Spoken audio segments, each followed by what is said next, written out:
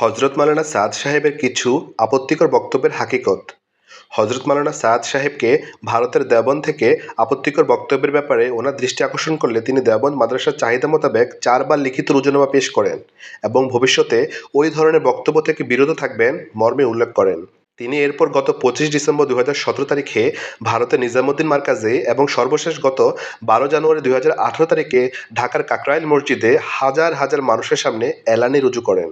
इससे रुजू भी होना चाहिए और हम इससे रुजू करते हैं कि मूसा अलैहिस्सलाम के वाक़े में, और बेशक बयान करने से भूल होगी, उलमा उसकी इस्लाह फरमाएंगे।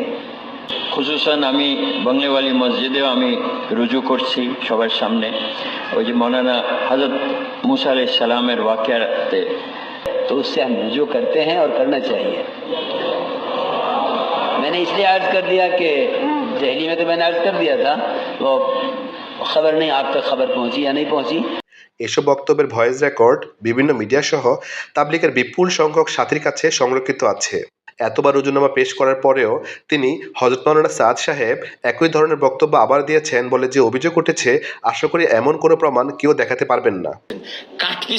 কাটপিস করাগুলো ছেড়ে দেন। মাওলানা সাদ সাহেব কখনো বলেন নাই। দেখেন আপনার কথায় বলছি যে মাওলানা সাদ সাহেব এটা যে বলেন নাই তার সবচেয়ে বড় প্রমাণ হলো আমি মসজিদে ইমামতি করে বেতন নেই, খতিবগিরি করে বেতন নেই, মাদ্রাসায় চাকরি করে বেতন নেই। যদি আমাদের আমির এই কথা ফতোয়া দিত যে ইমামতি করে বেতন নেওয়া জায়েজ নাই, হারাম, মাদ্রাসায় পড়ায় চাকরি করা জায়েজ নাই, হারাম, তাহলে আমি তো সাদ সাহেবের অনুসারীদের একজন, তো আমি তো ওইটার উপর আমল করতাম। আমি যে নেই এটাই তার প্রমাণ যে আপনারা হযরতজির ব্যাপারে মিথ্যা কথা বলছেন। হযরতজি এটা বলে নাই, হযরতজিকে বলে নাই। আর হযরতজি তো আসলে লোকদেরকে একটা মেহনতের তরগিব দেন। প্রাণহীন অভিযোগ মিথ্যারই নামান্তর, যা কখনোই কুরআন হাদিস সম্মত না। এমত অবস্থায় বাংলাদেশের কিছু উলামায়ে কেরামের এ বিষয়ে সমালোচনা ও বিরোধিতা করা কি আদৌ সমীচীন হচ্ছে? নিজের বক্তব্যের সমর্থনে অকাঠ্য দলিল প্রমাণাদি থাকা সত্ত্বেও উম্মতের মধ্যে আপোষ জোরমিল বজায় রাখার স্বার্থে হযরত মাওলানা সাদ সাহেব প্রকাশ্যে রুজু করেছেন, যা নিঃসন্দেহে ওনার উদারতার পরিচয় বহন করে এবং এটি দাওয়াত ও তাবলীগের মেহনতের প্রধান বৈশিষ্ট্য বটে। প্রথম রুজুনামায় তিনি উল্লেখ করেছেন এগুলো দলিল প্রমাণ পরবর্তীতে দেওয়া হবে, কিন্তু দারুল উলুম দেওবন্দের আপত্তিতে তিনি দ্বিতীয় রুজুনামায় তা থেকে দূরে সরে এসেছেন। তাই নিজামুদ্দিন মার্কাজ থেকে এসব আপত্তির জবাব আর তৈরি করা হয়নি বা উনি করতে দেননি। তবে ভারতের ওলামা হজরতরা বসেছিলেন না, ওনারা এসব কথার তাহাকিক করেছেন। ওনাদের মধ্যে এমনই একজন হলেন ভারতের বিখ্যাত মাজাহেরে উলুম মাদ্রাসার মুহতামিম মাওলানা মুহাম্মদ সালমান সাহেব দামাত বারাকাতুহুম। তিনি প্রত্যেক অভিযোগের জবাব দিয়েছেন দলিল দিয়ে। আল্লাহ তাআলা এরকম আলেম দাওয়াতের মেহনতের মধ্যে রাখছেন, এদের মোকাবেলা করার মতো যোগ্যতা বাংলাদেশের সকলে মিলে পারবে না।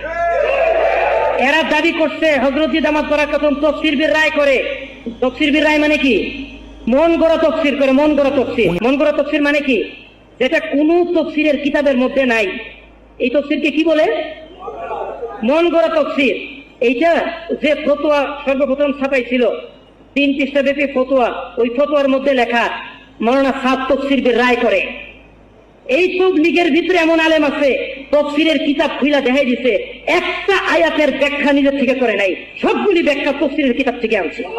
পড়ুন, সেগুলো জানতে পারবেন অনেক অজানা তথ্য। জাযাকাল্লাহ খাইরান।